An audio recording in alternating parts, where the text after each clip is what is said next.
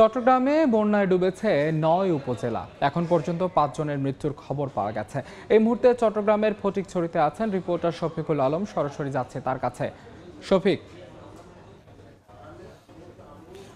সবাই হাতে হাত মিলিয়ে কিন্তু বন্যার্থীদের পাশে দাঁড়িয়েছে বিভিন্ন সংগঠন এবং বিশ্ববিদ্যালয়ের শিক্ষকরাও কিন্তু হাতে হাত রাখে দাঁড়িয়েছে। এই মুহূর্তে চট্টগ্রাম বিশ্ববিদ্যালয়ে যে মৃত্তিকা বিজ্ঞান বিভাগের শিক্ষার্থীরা এবং শিক্ষকরা রয়েছেন এবং চট্টগ্রামের ফটিকছড়ি স্টুডেন্ট অ্যাসোসিয়েশনের যে চট্টগ্রাম বিশ্ববিদ্যালয়ের যে শিক্ষার্থীরা তারা কিন্তু একটি গ্রুপ হয়ে বিভক্ত হয়ে কিন্তু তারা ত্রাণ সামগ্রী তারা বিভিন্ন জায়গায় বিতরণ করছেন। একটু যে আমরা সামনে একজন শিক্ষকের সাথে একটু কথা বলার চেষ্টা করি, আমরা ছবিতে চলবে স্যার, একটু কথা বলার চেষ্টা করি। আপনারা চট্টগ্রাম বিশ্ববিদ্যালয়ের পক্ষ থেকে কি পণ্যগুলি দেওয়া হচ্ছে, কি সেবা দেওয়া হচ্ছে? আসলে আমরা চিটাগাং ইউনিভার্সিটির মৃত্তিকা বিজ্ঞান বিভাগের আমরা ছাত্রছাত্রী প্লাস শিক্ষকরা এসেছি। এখানে আমরা শুকনো খাবার নিয়ে আসছি, সেটা হচ্ছে চিড়া আছে, আমাদের গুড় আছে, প্লাস আমাদের ব্রেড আছে, বিস্কিট আছে।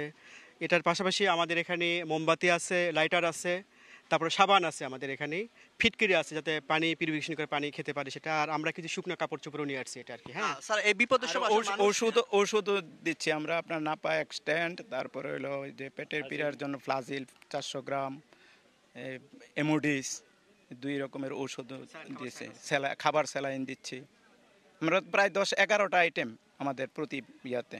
আচ্ছা, সাবেক ফটিকছড়ি স্টুডেন্ট অ্যাসোসিয়েশনের সভাপতি এবং যে কোটা আন্দোলনের অন্যতম সমন্বয়কদের মধ্যে যারা জড়িত হয়েছে তাদের একজনের সাথে কথা বলার চেষ্টা করব। আসলে ভাই, আপনারা কি সেবা দিচ্ছেন এবং পুনর্বাসনের জন্য কি পরিকল্পনা আছে একটু?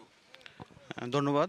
ফটিকছড়ি স্টুডেন্ট অ্যাসোসিয়েশন পক্ষ থেকে আসলে বন্যার ব্যাপারে আমরা প্রথম থেকে একটা ভালো প্রিপারেশন নিয়েছিলাম।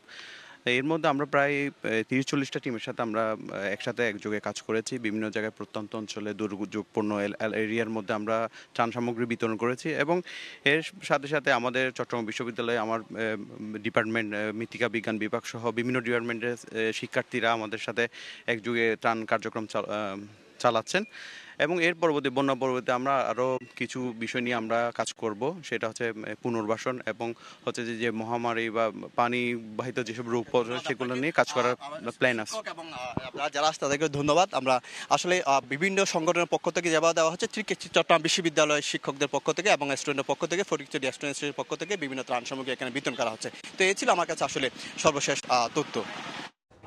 সরাসরি যুক্ত ছিলাম চট্টগ্রামে, জানছিলাম সেখানকার বন্যা পরিস্থিতির সবশেষ খবরাখবর।